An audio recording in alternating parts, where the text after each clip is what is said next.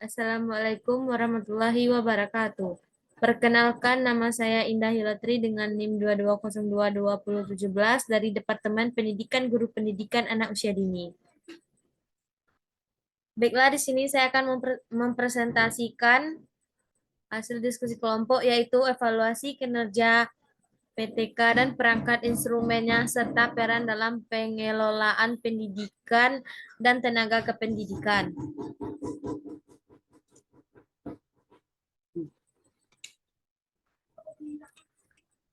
Konsep dasar kinerja.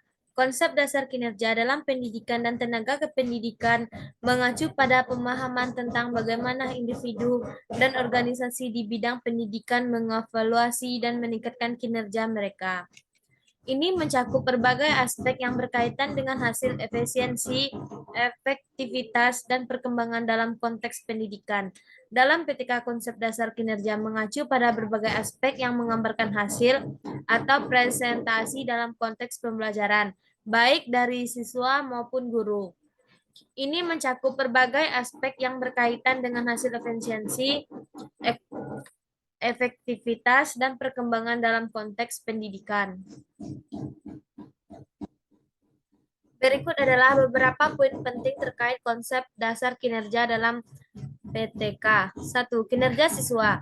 Kinerja siswa adalah salah satu aspek kritis dalam pendidikan, mencakup pencapaian akademis siswa seperti nilai, pemahaman, materi pelajaran, keterampilan, dan kemampuan dalam berbagai bidang pendidikan. Kinerja guru. Guru adalah aktor utama dalam pendidikan dan evaluasi kinerja guru adalah bagian penting dari PTK. Kinerja sekolah institusi pendidikan. Kinerja sekolah atau institusi pendidikan juga menjadi fokus dalam PTK. Tujuan dan standar untuk mengukur kinerja PTK harus memiliki tujuan dan standar yang jelas. Mengukur dan evaluasi pengumpulan data, mengukuran dan evaluasi adalah bagian penting. Tindakan perbaikan. Salah satu tujuan utama PTK adalah untuk mendorong perbaikan. Hasil evaluasi kinerja harus digunakan untuk merancang tindakan perbaikan yang spesifik dan bermanfaat, baik dalam hal pembelajaran siswa, pengajaran guru, atau manajemen sekolah. Pengembangan profesional dapat digunakan sebagai alat untuk mengembangkan profesional guru dan tenaga pendidik. Dengan menganalisis kinerja mereka, mereka dapat mengidentifikasi kelemahan dan peluang untuk pertumbuhan.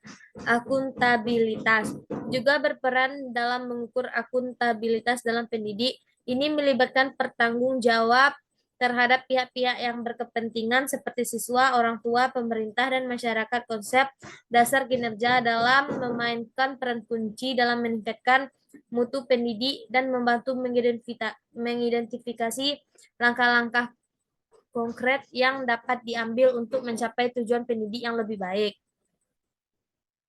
B. Evaluasi kinerja.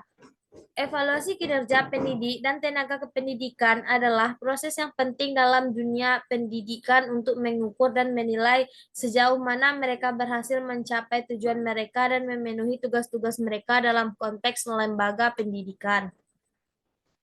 Berikut ada langkah-langkah yang terlibat dalam evaluasi kinerja. Yang pertama, menetapkan tujuan evaluasi. Langkah pertama adalah menentukan tujuan evaluasi kinerja. Yang kedua, penetapan kriteria penilaian. Selanjutnya, ada perlu menentukan kriteria yang akan digunakan untuk menilai kinerja. Pengumpulan data. Proses pengumpulan data melibatkan penggunaan berbagai alat evaluasi seperti observasi kelas, wawancara, survei, portofolio, atau data akademik. 3.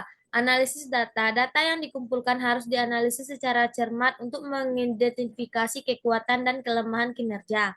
Umpan balik dan pembahasan. Setelah analisis data selesai, umpan balik harus disampaikan kepada tindakan perbaikan setelah identifikasi kelemahan, dan pengelola pendidik dapat merencanakan tindakan perbaikan yang sesuai.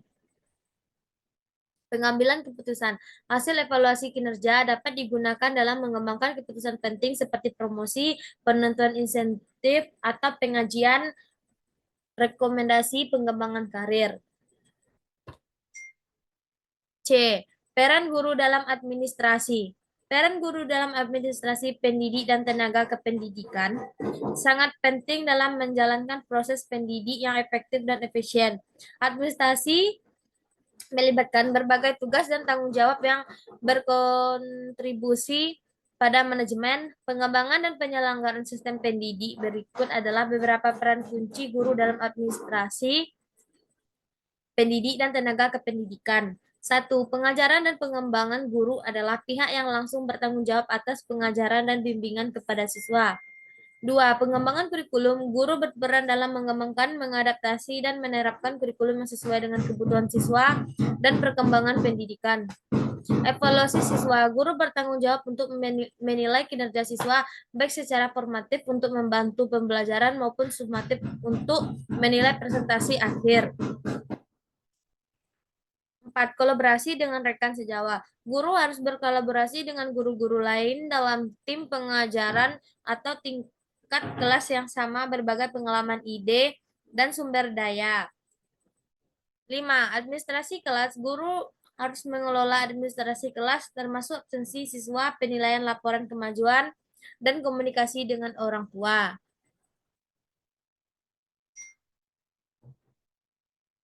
Sekianlah hasil presentasi dari saya. Saya ucapkan terima kasih. Assalamualaikum warahmatullahi wabarakatuh.